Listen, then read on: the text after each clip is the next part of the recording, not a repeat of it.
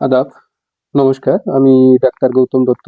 Dutta homeo কেয়ারের পক্ষ থেকে আপনাদের সকলকে আবারও স্বাগত জানাচ্ছি নতুন আরেকটি ভিডিও দেখার জন্য। সেই সাথে পুরো ভিডিওটি দেখার আমন্ত্রণ জানাচ্ছি। আশা করছি শেষ পর্যন্ত সাথে থাকবেন। আজকের আলোচনাটি খুবই গুরুত্বপূর্ণ, বিশেষ করে চিকিৎসক সহ যে সকল সাধারণ মানুষ এই হোমিওপ্যাথিক ঔষধ সেবন করেন তাদের ক্ষেত্রে অবশ্যই অবশ্যই ভিডিওটি দেখার মতো একটা ভিডিও। কারণ অনেকেই কিছু ভুল ধারণা নিয়ে হোমিওপ্যাথিক ঔষধ খান এবং হোমিওপ্যাথি ডাক্তারদেরকে ওষুধ খাওয়ার ক্ষেত্রে এই ধরনের অনুরোধ বা রিকোয়েস্ট করেন যে কোনটা সঠিক পদ্ধতি। তারা ধারণা যে হোমিওপ্যাথি ঔষধ সঠিক নিয়ম হচ্ছে যে সরাসরি পরিমাণে খাওয়া এবং বেশি পরিমাণে খাওয়া। তো এটা সম্পূর্ণ একটা ভুল পদ্ধতি। এই বিষয়টা নিয়ে আজকে আমি আলোচনা করব।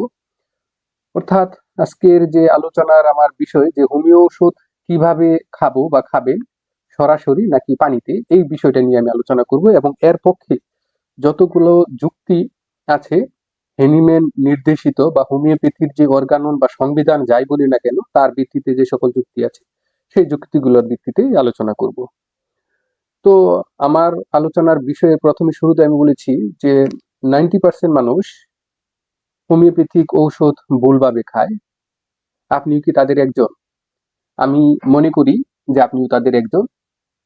যদি তাদের একজন না হন তো আপনি সঠিক পথে আছেন। যদি এই পদ্ধতিতে খান, আপনি ভুল পদ্ধতিতে খান, তো অবশ্যই এই পদ্ধতিটাকে আপনাকে সংশোধন করতে হবে। তো চলুন আমরা দেখে নিই যে হোমিওপ্যাথি ঔষধ যে খাবার যে নিয়মটা, যে taking directly or dissolving in water, কোনটার মাধ্যমে সঠিক পদ্ধতি। তো ডাক্তার হ্যানিম্যান স্যার অর্গাননের পঞ্চম এবং ষষ্ঠ সংস্করণ কোথাও সরাসরি হোমিও ওষুধ খাবার কথা বলেনি। আমি আবারও বলছি যে কোথাও সরাসরি ওষুধ খাবার কথা বলেনি। এখন আপনি বলতে পারেন অর্গানন যেহেতু পঞ্চম সংস্করণ এবং ষষ্ঠ সংস্করণের কথা বললেন, তো প্রথম সংস্করণ, দ্বিতীয় সংস্করণ, তৃতীয় সংস্করণ, চতুর্থ সংস্করণ বাকিগুলা নাই কেন? আসলে বর্তমান সময়ে প্রচলিত হোমিওপ্যাথিক ঔষধ যেই পদ্ধতিতে আমরা ব্যবহার করছি এবং রোগীকে সেবন করতে দিচ্ছি বা রোগী খাচ্ছে, তার অধিকাংশগুলোই হচ্ছে পঞ্চম এবং ষষ্ঠ সংস্করণের আলোকে।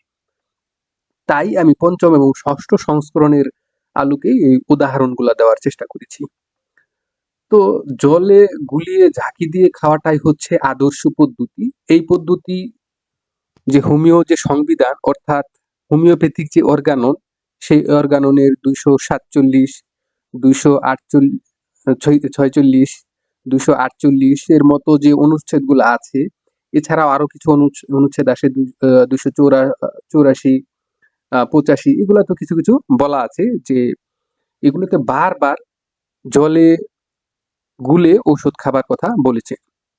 তো হোমিও ওষুধ গ্রহণকারী অধিকাংশ রোগীরই ধারণা যে হোমিও ঔষধ গ্রহণকারী জনক রোগী মনে করেন যে সরাসরি ঔষধ খেলে বেশি কাজ করে, দ্রুত বা তাড়াতাড়ি তারা ভালো হবে, দ্রুত কাজ করে, এবং ডাক্তারগণ বেশি লাভের আশায় পানিতে মিশিয়ে ঠকায় ইত্যাদি ইত্যাদি তাদের একটা ধারণা থাকে।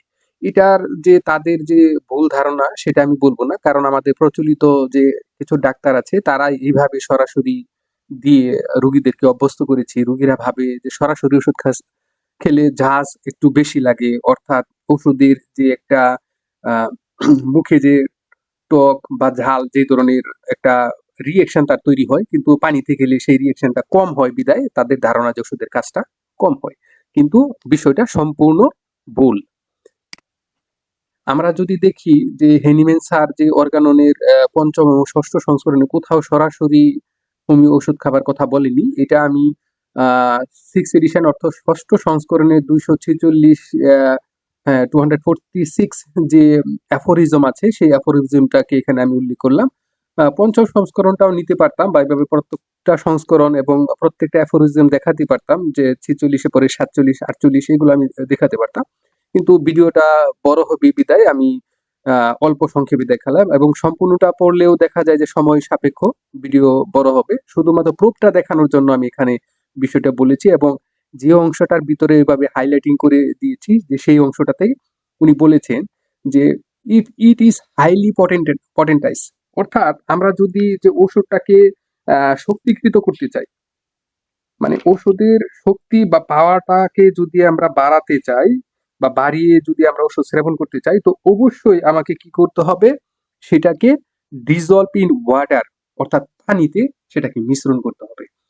এই ধরনের যে সেটা ডোজ হবে স্মল ডোজ, সূক্ষ্ম মাত্রায় হবে, এবং সেটার কার্যকারিতাটাও সবচেয়ে বেশি হবে, কারণ হাইলি পটেন্টানাইজ হবে। তো এই যে যে উম, এই যে যে সিস্টেম বা এই যে যে পলিসি, এই পলিসিটাই হচ্ছে মূল, এবং যে বেসিক যে আমি বলি যে ফাউন্ডেশন যদি বলি, সেটাই হচ্ছে মূল বিষয়। সিঙ্গেল ডোজের ক্ষেত্রে, প্রতিটা ডোজের ক্ষেত্রে এইভাবে দেওয়াটাই হচ্ছে মূল নিয়ম। তো আমরা এর বাইরে চলে গেছি, নিয়মের বাইরে, অর্থাৎ অর্গানন বা সংবিধানের বাইরে। তো এটা সরাসরি খাওয়ার নিয়মটা কেমন করে প্রচলিত হলো, এই যে যে আমরা বাইরে কিভাবে গেলাম, এটা যদি আমরা দেখি, আসলে রুগীরা তো হোমিও অর্গানন পড়ে না, হোমিওপ্যাথিক ঔষধ যে তারা যে খায় বা ওষুধ খায় না, বর্তমান সময়ের যারা মানে খায়, বর্তমান যে সময়ে মতো যে শিক্ষিত লোক, যে কিছুদিন আগেও সেই পরিমাণটা, শিক্ষার হারটা কম ছিল, যার বিদায় অনেকের পড়ার সুযোগ ছিল না, এরকম ফেসবুক বা ইউটিউবের মাধ্যমে এভাবে মানুষ দেখতে পারতো না, এত সচেতন ছিল না। আর এই সুযোগটা কাজে লাগিয়েই সহজ করার উদ্দেশ্যে কিছু কিছু ডাক্তার, আমি বলবো তথাকথিত কিছু কিছু আমরা হিনিমিনি শিষ্য, সে সকল ডাক্তার সেটাকে নিয়মে পরিণত করে ফেলেছে। তো এটা প্রচলিত হলো কেন? প্রচলিত হওয়ার একমাত্র কারণ, যে কয়েকটা কারণ আছে, তার ভিতরে দুটা কারণকে আমি প্রাধান্য দিয়েছি। সেটা হচ্ছে সহজ করার লক্ষ্যে কারো কারো যে বিশুদ্ধ পানি বা ডিস্টিল ওয়াটার যে আমরা ব্যবহার করি, ওই সময় সেটা পাওয়াটা কঠিন ছিল, এবং পানিতে তারা সেটাকে কিছুটা ঝামেলা মনে করতো, এবং পানিতে ঔষধ দিলে বারবার একটা জাকি দিতে হয়, রোগীকে জাকি ফোঁটা গনে গনে খেতে হয়, এটা একটা বিরক্ত বোধ করেন, সেটার রোধ করার জন্যই প্রচলিতটা দিচ্ছে। এছাড়াও হ্যানিম্যান পরবর্তী কিছু কিছু ডাক্তার সেটাকে প্রথাতেই পরিণত করেছেন। ওনারাও আমি বলবো, সেটা হচ্ছে আপনার ক্যান্ট বলেন, বুরিক বলেন, তারাও কিছুটাকে উৎসাহ দিয়েছেন এই শুষ্ক অবস্থায় খাওয়ার জন্য। তো সঠিক পদ্ধতিটা কোনটা? সঠিক পদ্ধতি হচ্ছে যে প্রচলিত নিয়মটাকে আমি ভুল বলছি না, সঠিকের কোনো স্বীকৃতিও দিতে পারছি না, কেননা আমি সঠিকের পক্ষে স্বীকৃতি দেওয়ার মতো কোনো যুক্তি আমি এই অর্গাননে পাইনি। কিন্তু ভুল দেখার মতো, এটা না বললেও, যে পানিতে খেতে বলেছেন বা মিশিয়ে ঝাঁকি দিয়ে খেতে বলেছেন, এই ধরনের প্রমাণ, শত শত প্রমাণ দেওয়া আছে। তো হেনিম্যানের ষষ্ঠ সংস্করণের 246 247 বলেছেন, একই ওষুধ বারবার পরিবর্তিত শক্তিতে দেওয়া হোক, অর্থাৎ একই ওষুধ একই শক্তিতে বারবার দিতে উনি নিষেধ করেছেন। পরিবর্তিত শক্তি অর্থাৎ আজকে যে ডোজটা খেলো, তার পরবর্তী শক্তিটা যাতে কিছুটা পরিবর্তিত হয়, শক্তিটা কিছুটা সঞ্চালিত হয় বা বৃদ্ধি পায়, এই পদ্ধতিতে দেওয়ার জন্য বলেছেন। আর পরিবর্তিত শক্তি ঝাঁকি এবং পানির মাধ্যমে সম্ভব, কারণ ঝাঁকি ছাড়া শক্তিটা পরিবর্তিত হয় না, এবং শক্তিটা সঞ্চারিত হয় না, যা পানির মাধ্যমে সম্ভব। শুকনো গ্লোবিউলস বা সরাসরি ঔষধে তা সম্ভব নয়। তো সরাসরি ওষুধে বেশি কাজ করে ধারণাটা একেবারেই ভুল। তো আদর্শ পদ্ধতি হচ্ছে জলে গুলিয়ে এবং ঝাঁকি দিয়ে খাওয়া। তো সরাসরি খেলে কি সমস্যা হতে পারে? সরাসরি ঔষধে অ্যালকোহলের পরিমাণটা বেশি থাকে, আমি আবার বলছি অ্যালকোহলের পরিমাণটা বেশি থাকে, যা ক্ষতির কারণ হতে পারে। তো এখন বলতে পারেন, তো ওষুধ থেকে অ্যালকোহলটা সরিয়ে নিলেই চলে। আসলে ওষুধটাকে ভালো রাখার জন্য বা বিশুদ্ধ রাখার জন্য কিছুটা অ্যালকোহল দেওয়া হয়, কিন্তু এটা ক্ষতির কারণ কখনো হয় না যদি সেটাকে আপনি পানিতে মিশিয়ে খান। অ্যালকোহলের পরিমাণটা 1-2 ফোঁটা, যখন পানিতে, আধা গ্লাস পানিতে যখন 1-2 ফোঁটা অ্যালকোহল মিশানো ঔষধ আপনি দেন, তখন সেটার অস্তিত্বটাই আপনি খুঁজে পাবেন না, ক্ষতি তেমন হয় না। কিন্তু ওষুধ সংরক্ষণের সুবিধার্থে অ্যালকোহলের পরিমাণটা বেশি প্রথম অবস্থায় দেওয়া থাকে। আর এইটাই রোগীরা যখন খায়, জিভে যখন ঝাঁজ লাগে, তখন মনে করে যে সরাসরি ওষুধের পাওয়ারটা বেশি খাচ্ছি। আসলে বিষয়টা এরকম নয়। তো এতে কি কি সমস্যাটা আপনি ফিল করবেন, যে জিভ এবং গলাটা জ্বলতে পারে, এবং গ্যাস্ট্রিকের যে সকল রোগী আছে তারা যদি সরাসরি ওষুধ খায়, সেক্ষেত্রে তার ক্ষতি হতে পারে, আলসারের পরিমাণটা বেড়ে যেতে পারে, কারো কারো ক্ষতটা আরো গভীর হতে পারে। এবং শিশু এবং অতি সংবেদনশীল যে সকল রোগী আছে, তাদের ক্ষেত্রে ক্ষতি হতে পারে। তাদের ক্ষেত্রে সরাসরি এবং মাদার টিনচার ওষুধ ব্যবহার না করাটাই সবচাইতে উত্তম। এমন শত শত যুক্তি আছে যা পানি বা জলে মিশিয়ে খাওয়া সকলের জন্য নিরাপদ এবং আদর্শ পদ্ধতি।